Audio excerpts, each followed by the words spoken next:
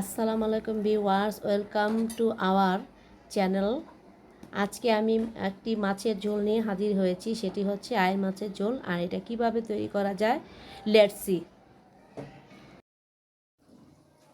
আজকে আমি আয়ের মাছের ঝোল রান্না করার জন্য এখানে আয়ের মাছের টুকরা নিয়েছি 7 পিস। এখন এটাকে আমি একটু ভেজে নেব, আর এই জন্য আমি এখানে একটু হলুদ ও লবণ দিয়ে মেখে নেব। ভিউয়ার্স, মাছটা আমি মেখে নিয়েছি হলুদ ও লবণ দিয়ে। এখানে একটু সরিষার তেল অ্যাড করছি, কেন জানেন? কারণ আর মাছটা ভাজার সময় একটু ফোটে, যাতে একটু কম ফোটে বা না ফোটে সেজন্য আমি একটু সরিষার তেল মেখে নিয়েছি। আমি একটা প্যান বসিয়ে নিয়েছি চুলাতে। প্যানটা গরম হয়ে গেছে, এখন দিয়ে দিব তেল ভাজার জন্য।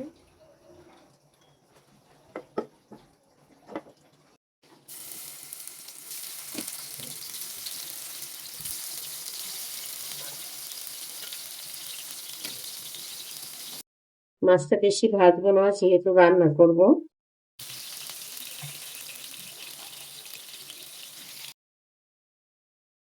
মাছটা ভাজা হয়ে গেছে, এখন আমি উঠিয়ে দিচ্ছি।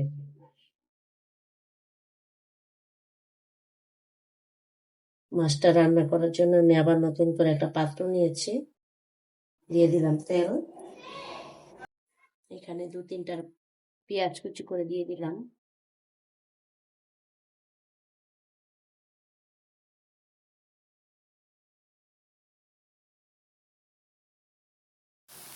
ভিউয়ার্স, যারা আমাদের চ্যানেলটি এখন দেখছেন, এখনই চ্যানেলটাকে সাবস্ক্রাইব করে দিন, সাথে একটা লাইক দিয়ে দিন।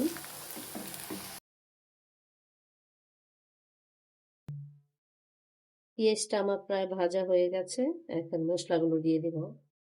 দিচ্ছি 1 চা চামচ মরিচ গুঁড়া, হাফ চামচ হলুদ গুঁড়া,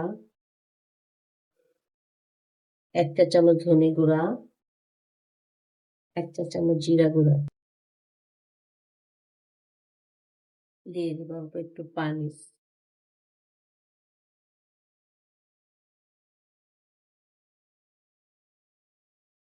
দিয়ে দিচ্ছি 1 চা চামচ আদা বাটা,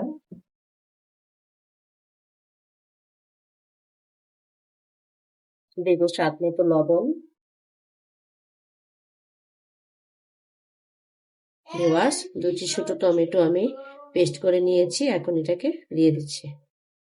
আপনারা চাইলে এখানে কুচিটাও দিতে পারেন, যেহেতু এটা মাছের ঝোল, তাই মনে হয় যে পেস্টটা দিলেই ভালো হয়।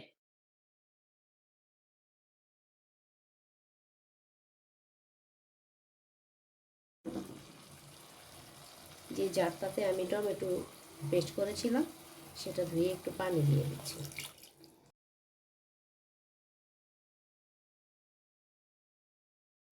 ভিউয়ার্স, আমি এখন মাছগুলো দিয়ে দিব।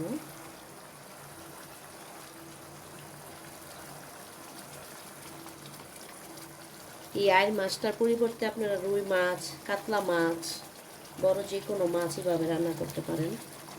আর এই টাইপের রান্নাগুলো বেশিরভাগ আমার শ্বশুর বাড়িতে হয়ে থাকে।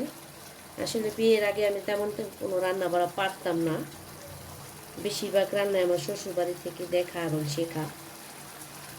তাই আমার রান্না দেখে দেখে আমার ছেলেও আমার কাছ থেকে শিখছে।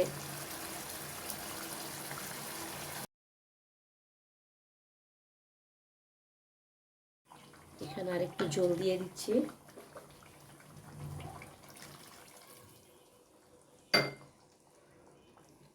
ঝোল দিয়ে এখন একটু 10 মিনিটের জন্য ঢেকে রাখবো।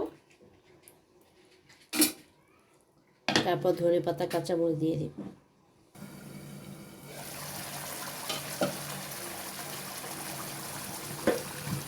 মাছটাকে একটু ছেঁকে নাড়িয়ে দিচ্ছি, যাতে তলানিতে লেগে না যায়। কিছু মাছ আছে বেশি নাড়া যায় না, তাই এইভাবে একটু ঝাঁকিয়ে নিলে নিচ থেকে উঠে যাবে। এখন দিয়ে দিচ্ছি কাঁচামরিচ ও ধনেপাতা।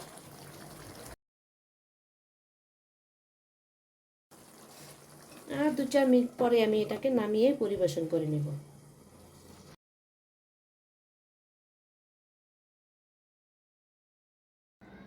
সো ভিউয়ার্স, আইর মাছের ঝোলটা আমার রান্না হয়ে গেছে। এটা কেমন হয়েছে আপনারা বাসায় তৈরি করে খাবেন এবং কেমন হয়েছে কমেন্টস করে জানাবেন। আমাদের চ্যানেলটা অবশ্যই সাবস্ক্রাইব করবেন, লাইক করবেন অ্যান্ড কমেন্টস করে জানাবেন এটা কেমন হয়েছে। বাসায় অবশ্যই ট্রাই করবেন। সবাই ভালো থাকবেন। আল্লাহ হাফেজ।